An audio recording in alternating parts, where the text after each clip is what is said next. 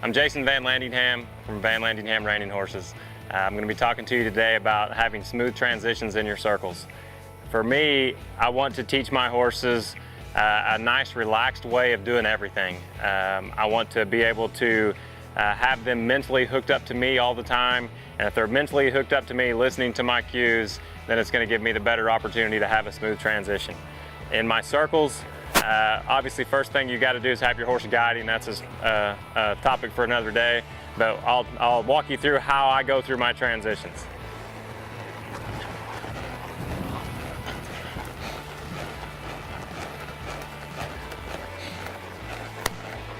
Obviously, first of all, to have a smooth transition, speeding up, I'm not going to just make my horse bolt off. Going to gradually build up into my speed. My cue to slow my horse down is to take my inside leg off. Whenever I take my inside leg off, the horse is supposed to think about braking all the way to a walk.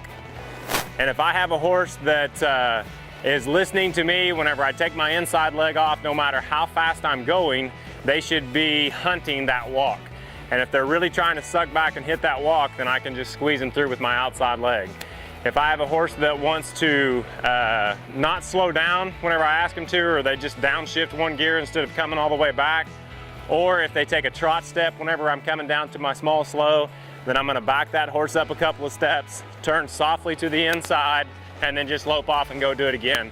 I don't smash and mash him into the ground. If you've got to pull real hard and jerk your horse into the ground, it's not going to be a smooth transition. So if I come in here, ask for the slow down, and they didn't slow down enough, I just back up a couple steps, softly turn to the inside, and then lope off and go do it again.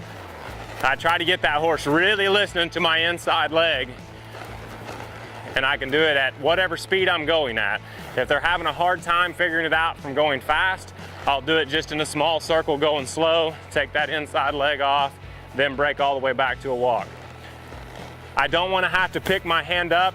I will if they don't respect my inside leg, then I'm going to go to my hand and I'll draw them into the ground, softly turn them around and go again. A lot of times you see people, whenever their horse doesn't slow down, they just really pull them hard into the ground. And by doing that, they get a little bit panicky thinking about the slow down so much, and that's when you get those transitions that are real kind of herky-jerky. They'll come in, they'll hit the ground real hard and then shoot forward. And for me, what I want is just for them to totally relax, think about coming back to a walk, and then by softly turning them around and making them step back off, they're used to me laying the calf of my leg against them and stepping back off into the lope.